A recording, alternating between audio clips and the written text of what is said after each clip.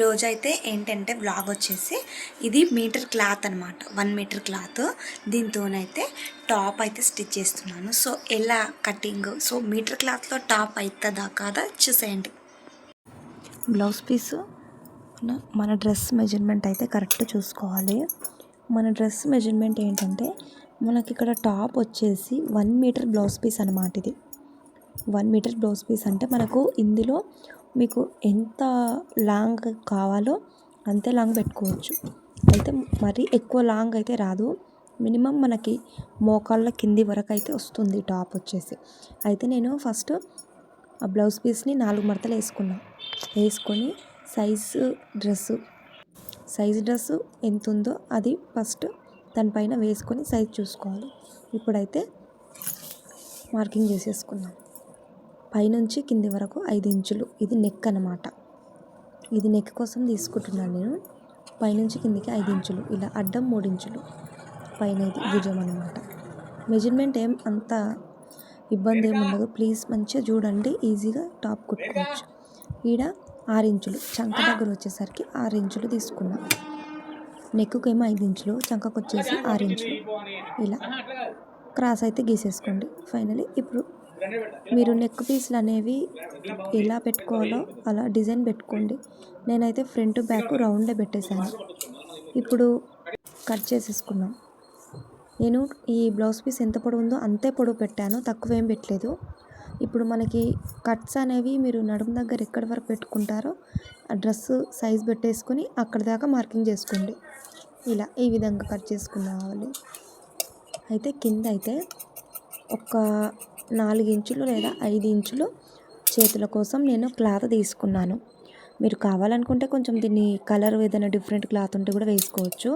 నేను మొత్తం ఈ బ్లౌజ్ పీస్లోనే కటింగ్ స్టిచ్చింగ్ చూపిస్తున్నాను కాబట్టి బ్లౌజ్ పీస్లోనే హ్యాండ్స్ కూడా తీసాను. హ్యాండ్స్ తీసాక కొంచెం టాప్ అయితే మనకి మోకాళ్ళ వరకు అయితే అవుతుంది. అంటే ఎప్పుడు లాంగ్ టాప్సే కాకుండా ఇలా సింపుల్గా హాఫ్ టాప్స్, అంటే హాఫ్ అంటే మరీ చిన్నగా ఏం కాదు, కొంచెం పెద్ద టాపే ఈ విధంగా వస్తుందన్నమాట. ఇప్పుడు మనకు front part back part cut చేసుకున్నాం కదా. అయితే నేను ఇందాక కట్ చేసింది 2 పార్ట్స్ ఒకేసారి కట్ చేశాను. ఇక ఇప్పుడు సైడ్ కట్ చేసుకుంటే సపరేట్ అవుతుంది. Front part, back part, hands, ఈ 3 ఉంటే చాలు. ఇప్పుడు స్టిచ్చింగ్ దగ్గరకు వచ్చేసరికి నెక్ పీస్ల కోసం నేను వేరే కాటన్ క్లాత్ క్రాస్ పట్టి తీసుకుంటున్నాను. ఇలా బ్లౌజ్ పీస్లో క్రాస్ తీసుకొని సైడ్ కుట్టుకొని క్రాస్ పీస్ను ఈ టాప్కి అటాచ్ చేసుకోవాలి. నెక్కి సింపుల్ టాప్ కుట్టడం పెద్ద కష్టం ఏం కాదు. నెక్ పీస్ని నెక్లకైతే వేసేసుకోవాలి. ఇలా ఈ విధంగా ఒక నెక్కి వేసేసాం కదా, కట్ చేసుకొని మిగిలింది ఇంకో నెక్కి వేసుకోవాలి. అయితే నేను ఇది ఎమింగ్ లేకుండా లోపలికి మర్చేసి కుట్టేశాను. చూడండి, ఇలా ఈ విధంగా పెట్టేసుకొని దాన్ని కూడా లోపలికి ఫోల్డ్ చేసేసి పైనుంచి కుట్టేసేసుకోండి.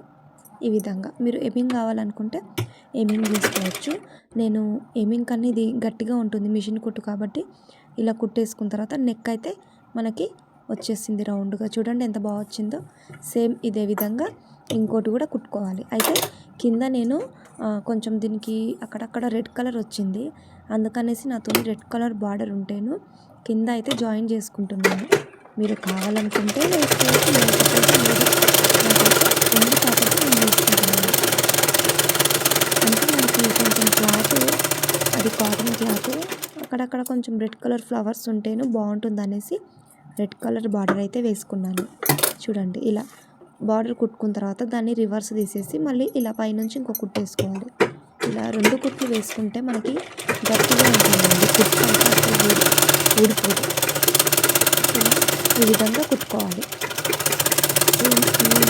పాట్ ఎట్లా కుట్టుకున్నారు, ఇప్పుడు ఇంకో పాట్ ఉంది కదా, సేమ్ అది కూడా అలానే కుట్టుకోవాలి. అయితే నేను హ్యాండ్స్కి కూడా ఈ బార్డర్ అనేది అటాచ్ చేస్తాను. రెండు కనుక నేను వేసుకుంటున్నాను.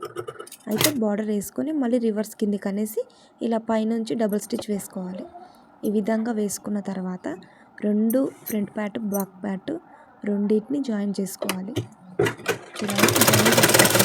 భుజాల దగ్గర 2 కుట్టు ఖచ్చితంగా వేసుకోవాలి. 2 కాకపోతే 3 కూడా వేసుకోవచ్చు, కానీ చిన్న కుట్టు పెట్టి వేసుకుంటే మనం ఎంత ఉతికినా సరే కానీ అవి కుట్టు అనేది ఊడిపోయి. ఇలా సైడ్ జాయింట్స్ వేసుకున్న తర్వాత ఇలా అయితే దీనికి జాయిన్ చేసుకోవాలి. చేతులు ఎలా జాయిన్ చేయాలో చూడండి. అయితే మనం కుట్టుకున్న భుజాల దగ్గర ఫస్ట్ హ్యాండ్ పెట్టుకొని హ్యాండ్ చివరి నుంచి ఇటు చివరి వరకు కుట్టేసుకుంటూ రావాలి. సింపుల్ అండి. చూడండి ఈ విధంగా అటు చివరి నుంచి ఇటు చివరి వరకు కుట్టుకుంటే అయిపోతుంది.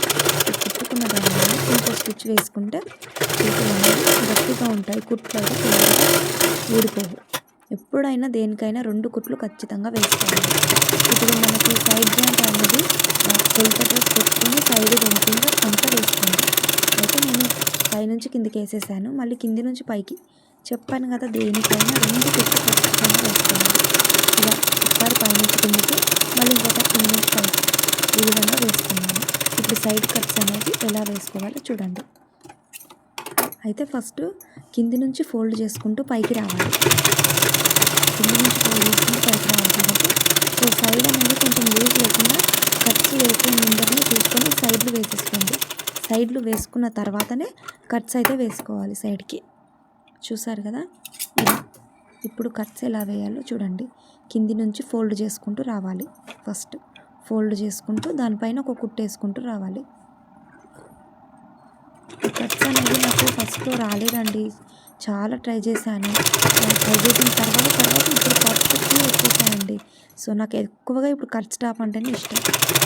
ఇదిగోండి ఇలా వేసుకొని మనం ఇక్కడ సైడ్ మధ్యలోకి వచ్చేసరికి స్ట్రైట్ తీసుకొచ్చి ఇక్కడ పై వరకు తీసుకురావాలి. తీసుకొచ్చి ఇక్కడ మనము కొంచెం స్వేర్లా ఇలా వేసుకొని మళ్ళీ కిందికి రావాలి. అంతే. కట్స్ అనేవి చాలా నీట్గా వస్తాయండి. ఏదైనా డౌట్ ఉంటే కామెంట్ సెక్షన్లో కామెంట్ చేయండి. ఎప్పుడైనా షార్ట్లో ఓన్లీ కట్సే వీడియో అయితే పెడతాను. లేదనుకుంటే ఇలా చూసి అలాగే నేర్చుకోవచ్చు. చూసారు కదా ఈ విధంగా అయితే వేసుకున్న తర్వాత అటు ఇటు వేసుకుంటే టాప్ అయితే రెడీ అయిపోయినట్టే. అసలు ఒక జాకెట్ ముక్కతోని డ్రెస్ అయిందంటే ఎవరు నమ్మరు కదా. వీడియో చూస్తే వాళ్ళే నమ్ముతారు. ఫైనల్లీ టాప్ అయితే కంప్లీట్ అయిపోయింది. నేను కింద రెడ్ లెగ్గిన్ వేసుకున్నాను. ఇలా ఉంది. బ్యాక్ ఫ్రంట్ రౌండ్ నెక్కే పెట్టేశాను. చూసారు కదా టాప్ ఎంత బాగుందో. నచ్చితే తప్పకుండా లైక్ చేయండి.